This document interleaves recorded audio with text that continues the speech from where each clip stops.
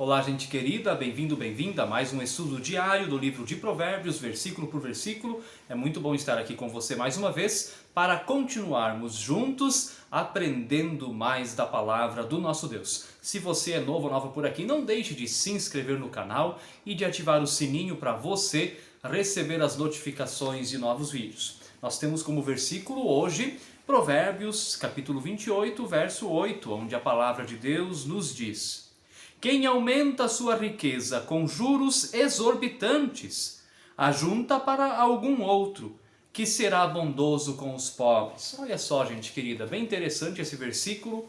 Fala dos juros, inclusive hoje um dos grandes temas aí dos noticiários é a taxa de juros do nosso Banco Central. E é interessante que a taxa de juros é uma coisa bem antiga, e a função dela, isso é muito importante de dizer, e Martinho Lutero concorda com isso, porque Martinho Lutero era alguém profundamente contra os juros, né?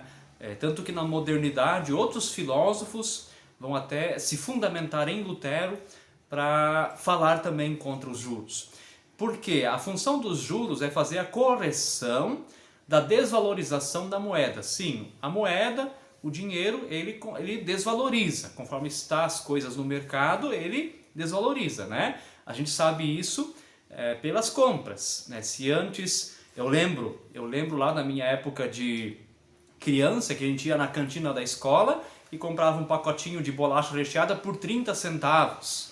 Né? Hoje, eu não sei se encontra por menos de R$2, quer dizer, a moeda desvalorizou. Antes, com 30 centavos você conseguia comprar a bolacha. Agora, para comprar o mesmo valor, que é aquele pacote de bolacha, tem que ter R$2, tem que ter R$3. E assim também outros produtos. E qual que é a função dos juros?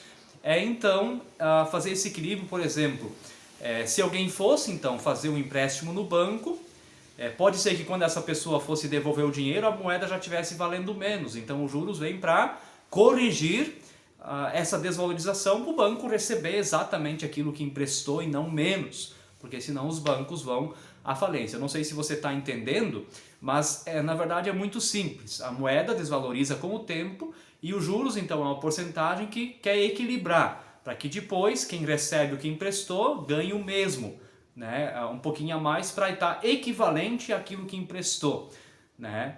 Porém, isso é uma coisa, isso é uma realidade inclusive justa. Outra coisa é quando os juros são usados de fato para explorar, para aniquilar, para atropelar as pessoas, para enriquecer, são usados para ganância.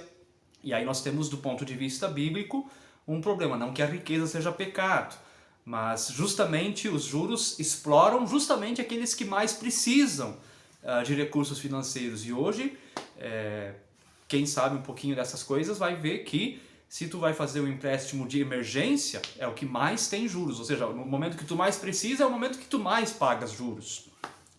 E isso, do ponto de vista bíblico, não é correto, né? Se for cobrado juros, diz Provérbios, esses juros devem ser revertidos para quem mais precisa, para dar assistência a quem mais precisa. Não está falando de enriquecer todo mundo, mas de não faltar nem o mínimo para todo mundo. Todo mundo ter pelo menos a comida saudável, água potável, uma moradia digna. Isso é o mínimo. Isso a própria Bíblia defende muitas vezes.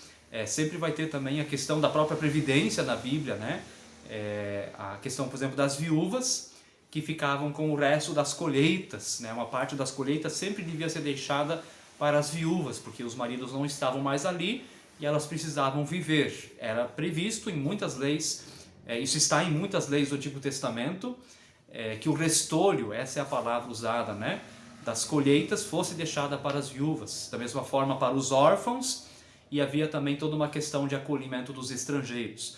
No Antigo Testamento nós temos essas três palavras importantes na questão social, né, a acolher o órfão, a viúva e o estrangeiro. Então, gente querida, bom, eu acredito que ninguém que está aí assistindo é dono de banco, e a gente, de fato, hoje, a gente vê as taxas de juros são muito altas.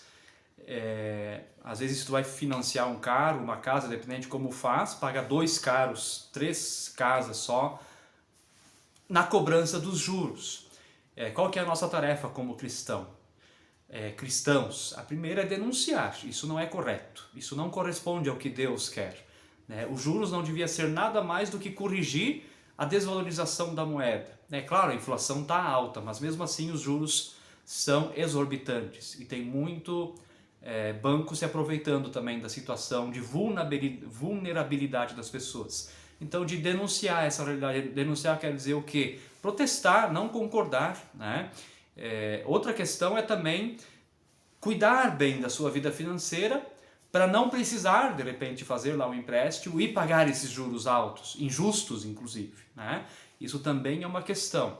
E de outro lado, se nós formos emprestar para alguém, na devolução cobrar só aquilo que nos é devido e nada mais. Essa é a lição de hoje, deixe o seu comentário aqui embaixo sobre isso, deixe o like, compartilhe com mais pessoas e fique nas suas finanças na paz de Jesus. Amém.